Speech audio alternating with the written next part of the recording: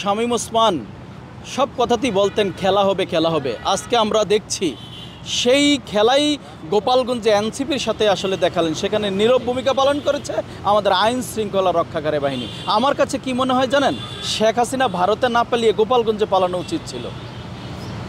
কারণ এটা গোপালগঞ্জের মানুষ মনে করছে এটা আলাদা রাষ্ট্র, আলাদা ভূখণ্ড। তারা তাদের গতকালকের আচরণে সেটাই বহিঃপ্রকাশ ঘটছে। আমরা সেখানে লুকিয়ে থাকা প্রত্যেকটা নিষিদ্ধ ঘোষিত সংগঠনের নেতাকর্মীকে আইনের আওতায় এনে এই রাষ্ট্রে একটা সুন্দর পরিবেশ বজায় রাখার উদাহরণ সৃষ্টি করবেন, এটাই আমরা প্রত্যাশা করি। আমরা বলতে চাই, গতকাল আমাদের 5ই আগস্টে যে সহযোদ্ধাদের উপর যে নির্মমভাবে যে অন্যায়ভাবে অত্যাচার করেছে তার ধিক্কার জানাই, প্রতিবাদ জানাই। আমরা বলতে চাই, ব্যর্থহীন কণ্ঠে একটা জিনিস স্পষ্ট করে বলতে চাই, গোপালগঞ্জ বাংলাদেশ থেকে কোনো আলাদা দ্বীপ রাষ্ট্র নয়, আলাদা ভূখণ্ড নয়।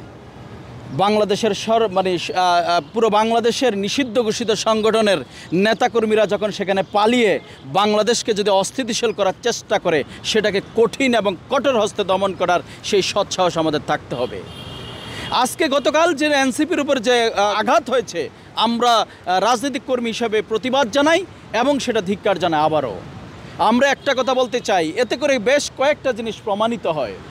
এতে করে প্রমাণিত হয় আইন শৃঙ্খলা রক্ষাকারী বাহিনীর দুর্বল অবস্থা এবং এনসিপির বাচ্চা সুলভ যে আচরণ, সেটা কিন্তু আজকে জাতির কাছে স্পষ্ট হয়ে গেছে। আজকে বাংলাদেশে ডিজিএফআই, এনএসআই, এসবি অনেক কিছু আছে। তাদের গোয়েন্দা সংস্থায় কেন এটা ছিল না যে গোপালগঞ্জে এ ধরনের তারা সতর্ক কেন করেনি একটা দলকে? গণতান্ত্রিক অধিকার চর্চা সকলেরই অধিকার আছে।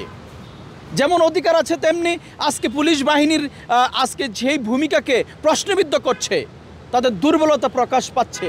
আমরা এটা প্রতিবাদ জানাই এবং সারা বাংলাদেশে এরই মাধ্যমে যত অবৈধ অস্ত্র আছে, আমরা মনে করি সারা বাংলাদেশের নিষিদ্ধ ঘোষিত সংগঠনের আজকে সেই গোপালগঞ্জে অবস্থান করছে। আইন শৃঙ্খলা রক্ষাকারী বাহিনী থেকে সচেতন হতে হবে, সজাগ হতে হবে। সারা বাংলাদেশে মাত্র 45,000 অস্ত্র রয়েছে বৈধ, প্রায় কয়েক লক্ষ অবৈধ অস্ত্র রয়েছে। অস্ত্র উদ্ধারে অভিযান চালাতে হবে খুব শীঘ্রই। চিরুনি অভিযানের মাধ্যমে সারা বাংলাদেশে এবং গোপালগঞ্জে লুকায়িত সকল সন্ত্রাসীদের আইনের আওতায় এনে উপযুক্ত শাস্তির দাবি করছে আজকের এই আপনাদের মাধ্যমে। দ্বিতীয় বলতে চাই, আজকে এনসিপি যে আচরণ আমরা দেখেছি, রাজনৈতিক ব্যক্তি হিসাবে আমার কাছে ঘৃণা হয়। একটা রাজনৈতিক দলের কর্মীরা কখনো লেজ গুটিয়ে পালিয়ে যায় না। আজকে এনসিপির নেতাদের আমরা দেখেছি এপিসিতে করে পালিয়ে আসতে দেখেছি। কেন আপনারা এটা করবেন? একটা রাজনৈতিক দলের এটা একটা কলঙ্কিত অধ্যায়। সেখানে আঘাত এসেছে, প্রতিহত করবেন। আইন শৃঙ্খলা রক্ষাকারী বাহিনী সেই রাস্তা পরিষ্কার করবে, তাদের কাজ। দুর্বৃত্তদের সেখান থেকে হটাবে, এটা তাদের কাজ। আপনারা আপনাদের গাড়িতে করে বীর দর্পে আসবেন, এটাই উচিত ছিল। আজকে কি হয়েছে আমরা দেখলাম, এনসিপির নেতারা লেজ গুটিয়ে এপিসিতে করে পালিয়ে এসেছে। এটা দিয়ে রাজনীতি হয় না, রাজনীতি এত সহজ নয়। আমার রাজনীতির বয়স 29 বছরে পা দিয়েছে। অনেকের, এনসিপির অনেক নেতাদের বয়স এখনও 29-এ যায়নি, অনেক নেতাদের বয়স এখনও হয়নি। এত সহজ না রাজনীতিটা। গণ অভ্যুত্থানের শক্তি আমরা। আজকে গণ অভ্যুত্থানের শক্তি শুধু এনসিপি করে না, প্রত্যেকটা মুক্তিকামী জনতা, গণতান্ত্রিকামী মানুষ 5ই আগস্টে রাস্তায় নেমে একটা বিপ্লব সংগঠিত করেছে। আজকে সেই বিপ্লবকে বেদখল করছেন একটা গোষ্ঠী। আমরা এটা প্রত্যাশা না। আগামী দিনের স্বপ্নের বাংলাদেশ বিনির্মাণে সকলকে কাঁধে কাঁধ মিলিয়ে কিন্তু কাজ করতে হবে। আজকে যদি আপনাদের কাছে যদি আপনারা নিজেরাই যদি এপিসিতে করে পালিয়ে আসেন পুলিশ পাহারায়, তাহলে দেশকে, রাষ্ট্রকে কি নিরাপত্তা দিবেন? এটাও তো ভাববার বিষয়, এটাও ভাববার বিষয়। কিন্তু কিসের নিরাপত্তা দিবেন? আপনাদের কাছে আগামীর রাষ্ট্র নিরাপদ কিনা, আগামীর জনগণ নিরাপদ কিনা, সেটা ভাবার সময় এসেছে এদেশের জনগণকে। আমি এনসিপির উদ্দেশ্য বলতে চাই, যদি কোনো অসৎ উদ্দেশ্য থাকে এর মধ্যে, নিশ্চয়ই পরিহার করবেন না, জনগণ কিন্তু প্রতিহত করবে। আর সারা দেশে আইনশৃঙ্খলা রক্ষাকারীর বাহিনীর এক বেহাল দশা দেখছি আমরা।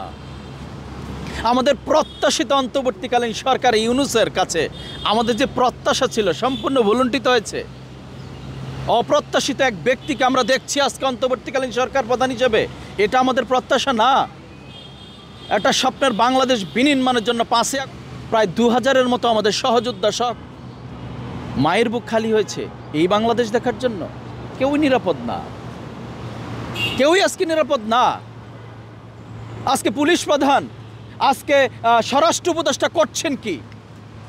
এখন তো কোনো দল নেই, আপনাকে যে কোনো মূল্যে মানুষের জানমালের নিরাপত্তা দিতে হবে। জানমালের নিরাপত্তা না দিতে পারলে সরে যান। ক্ষমতা আঁকড়ে ধরে রাষ্ট্রের জনগণকে আর কষ্ট দিবেন না।